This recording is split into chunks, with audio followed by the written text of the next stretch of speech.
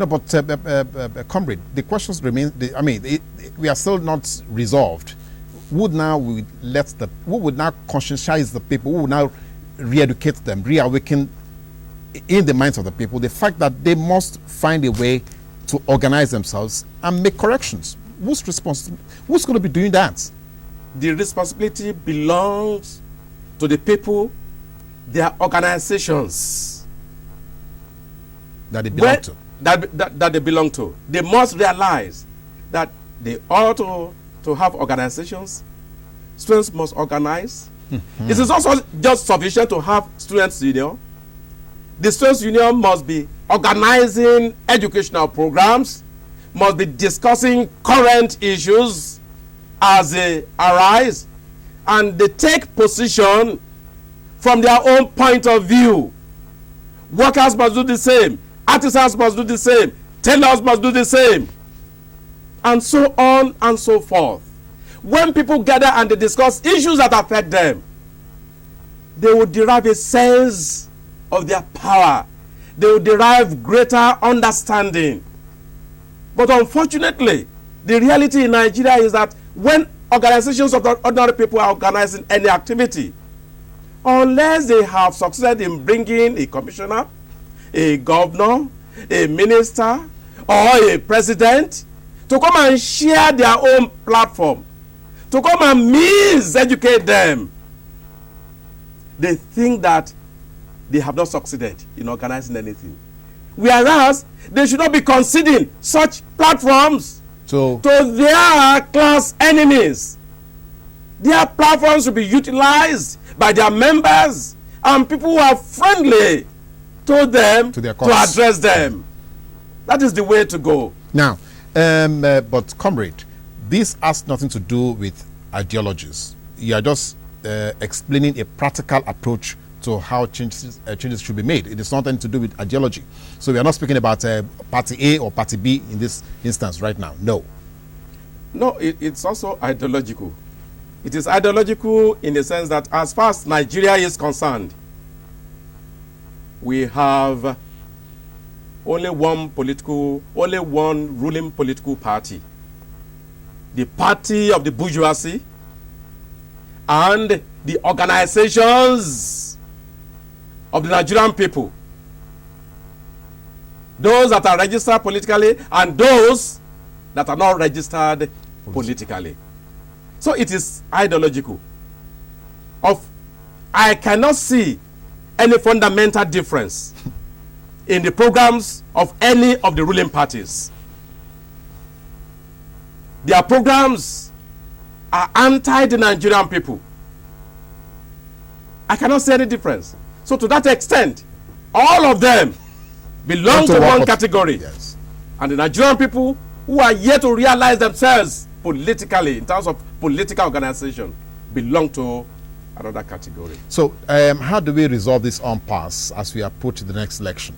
Now the voting class, as it were, or the voting party, if I'm going to borrow your expression, the voting party does not know that... I have not used voting party. Okay, but I'm saying, okay, the ruling party, okay, the ruling class, okay, and then we have the ruled class. Okay. So how will the ruled class that we constitute the majority of the voters now know what to do when it comes to the 2015 election?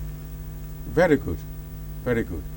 We need to agitate for certain changes. The Nigerian people, for example, should stand first and foremost, even before they are organized and get registered.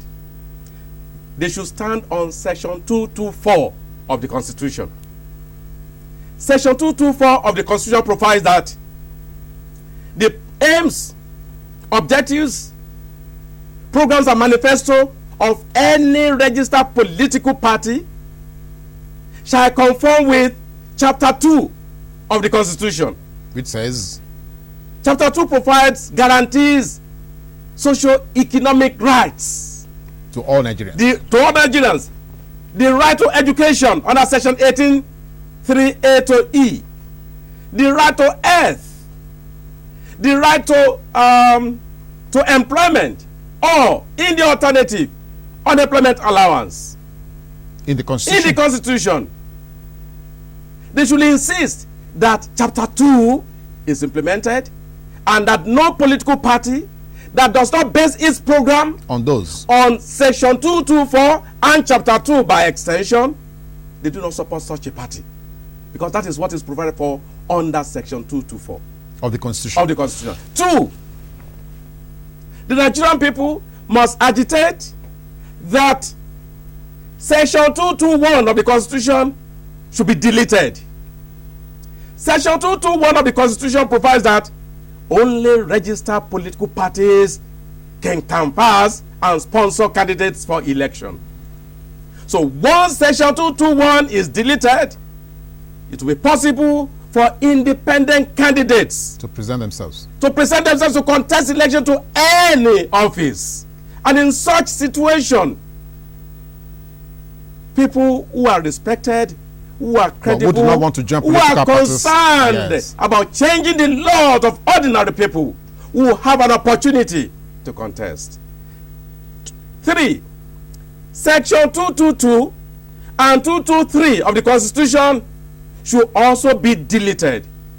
These two sections provide that before a political party is registered to contest election, that political organization should operate as a national organization, should have a national structure, as a national institution, like the army, like the police, that you should have within your neck, for example, members from 2/3 of the states of the federation, that you establish offices in not less than 2/3 of the states of the federation, and so on and so forth.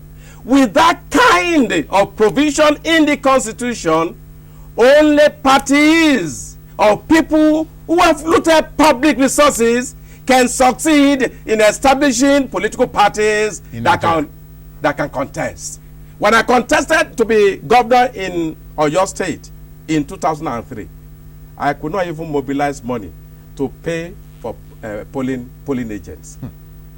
So the way the politics has been commercialized, and we need to agitate that all those provisions that tend to commercialize politics are removed. Okay.